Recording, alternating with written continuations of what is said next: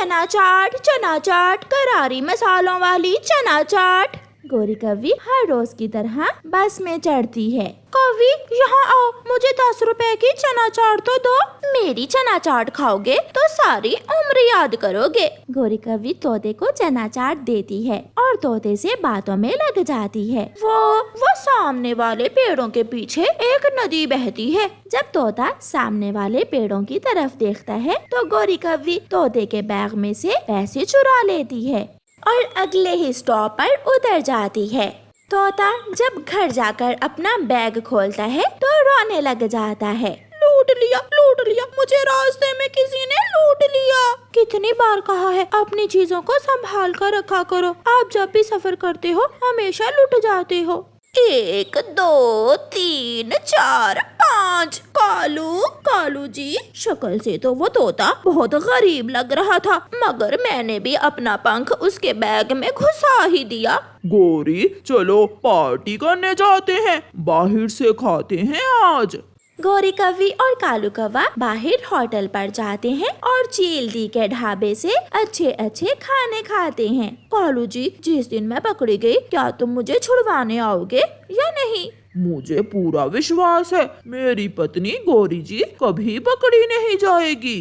कुछ दिनों बाद चिड़िया अपनी माँ के पास जा रही थी। गौरी कव्वी फिर से बस में चढ़ती है। चना चाट, स्वादिष्ट मिर्ची वाली चना चाट, करारी चना चाट। गौरी कव्वी चिड़िया के पास जाती है। चिड़िया, छोटे बच्चे को चना चाट ले दो, ज्यादा महंगी नहीं, सस्ती ही है। मम्मा ले दे, मुझे चना चाट खानी है। अच्छा ले देती हूँ। कव्वी 10 रुपए की चना चाट दे दो। गौरी कव्वी कागज पर चना चाट रखकर कुकू को दे देती है। चिड़िया, तुम कहाँ जा रही हो? मैं अपनी माँ के पास जा रही हूँ। लाओ, ये अपना बैग मुझे पकड़ा दो थोड़ी देर, और आप अपने बच्चे को सीट पर बिठा लो, थक जाओगी। नहीं, कोई जरूरत नहीं है। चिड़िया, थक जाओगी, थोड़ा आराम कर लो, मुझे भी अगले स्टॉप पर उतर जाना है। चिड़िया अपना बैग गौरी कव्वी को दे देती है और अपने बेटे से बातें करने लगती है। अभी थोड़ी ही देर में आपकी नानों का जंगल आ जाएगा। गौरी कव्वी अपना काम दिखाती है और चिड़िया के बैग से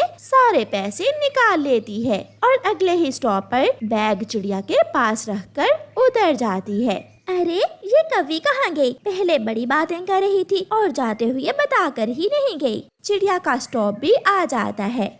कुकू बेटा, आपकी नानों के लिए यहाँ से ही कुछ आम ले लेते हैं, आपकी नानों को आम बहुत पसंद हैं। चिड़िया पैसे निकालने के लिए बैग में पंख डालती है तो हैरान हो जाती है। बैग में तो फूटी कौड़ी भी न थी। कुकू बेटा, हम लुट गए, हमारे सारे पैसे किसी ने चुरा लिए। उसी कव्वी ने जिसने हमारा बैग पकड़ा था, मेरे पैसे उसी कव्वी ने निकाले होंगे। चिड़िया रोने लगती है। उधर गौरी कव्वी चिड़िया के चुराए हुए पैसों से बड़े स्टोर पर जाकर शॉपिंग कर रही थी। एक बड़ी बोतल ऑयल की दे दे और रंग गोरा करने वाला साबुन भी, एक बड़ी फेयर एंड लवली भी दे दे। गौरी सारी चीजें लेकर अपने घर चली जाती है। चुप रहने की बजाय चिड़िया सीधी पुलिस स्टेशन जाती है और पुलिस को बताती है काला रंग है उसका और वो बस में चना चाट बेच रही थी। ऐसे चोर भेष बदलकर भीड़ वाली जगहों पर जाते हैं और मौका मिलने पर अपना काम दिखा देते हैं। गौरी कव्वी हर रोज की तरह आज फिर अपने काम पर निकली थी, मगर वो नहीं जानती थी कि आज उसकी आखिरी चोरी होगी, वो पकड़ी जाने वाली है। गौरी कव्वी बस में चढ़ जाती है। चना चाट, मिर्ची वाली चना चाट। पुलिस भी भेष बदलकर गौरी कव्वी पर नजर रखे हुए थी। चाचा कबूतर, आप खड़े क्यों हैं? यहाँ आ जाइए, यहाँ जगह खाली है। लाइए अपना बैग मुझे पकड़ा दें और आराम से यहाँ बैठ जाएं। गौरी को तो अपना काम करना था। गौरी आहिस्ता से कबूतर के बैग में से पैसे निकाल लेती है, मगर आज पुलिस उसे देख रही थी। आखिर कब तक? पक्षी, गाड़ी रोको। पुलिस गौरी को गाड़ी से उतार लेती है। कभी कब तक करोगी चोरियां? एक दिन तो पकड़ी ही जाना था। पुलिस जी, मुझे माफ कर दो, मुझे छोड़ दो। अब तो जेल जाकर ही तुम्हें माफी मिलेगी। फिर पुलिस गौरी कव्वी को पुलिस वैन में डालकर जेल ले जाती है। गौरी कव्वी अपनी बहन के घर आई हुई थी। छोटी, जल्दी से कपड़े धो लो, फिर हम दोनों नदी पर जाएंगी। मेरे पास वॉशिंग मशीन है। दीदी, मैं कपड़े वॉशिंग मशीन में डाल दूं, फिर हम दोनों नदी पर जाती हैं। Washing machine? छोटी, वो क्या होती है? वॉशिंग मशीन में सर्फ पाउडर, साबुन वगैरह डालकर कपड़े डाल देते हैं और फिर वो मशीन खुद ब खुद ही कपड़े धो देती है। गोरी कव्वी के लिए ये चीज नई थी, इसलिए गोरी कव्वी बहुत हैरान हो रही थी। एक दिन अपनी बहन के पास रहने के बाद गोरी कव्वी अपने घर वापस आ जाती है। गोरी, आ गई हो तो जल्दी से मेरे और जग्गू के कपड़े धो दो। पति जी, अब मैं कपड़े पंख से नहीं धोऊंगी। मेरी बहन के पास वॉशिंग मशीन है। आप भी मुझे एक वॉशिंग मशीन ला कर दें, फिर ही मैं कपड़े धोऊंगी। Washing machine? मेरे पास इतने पैसे नहीं हैं। अगर पैसे नहीं है तो क्यों शादी की थी मुझसे? जो चीज भी मांगो, पैसे नहीं है, पैसे नहीं है। किस दिन होंगे तुम्हारे पास पैसे? अच्छा, मैं जाता हूँ और देखता हूँ। फिर कालू कौवा बाजार जाता है। वो इलेक्ट्रॉनिक्स की दुकान पर जाता है।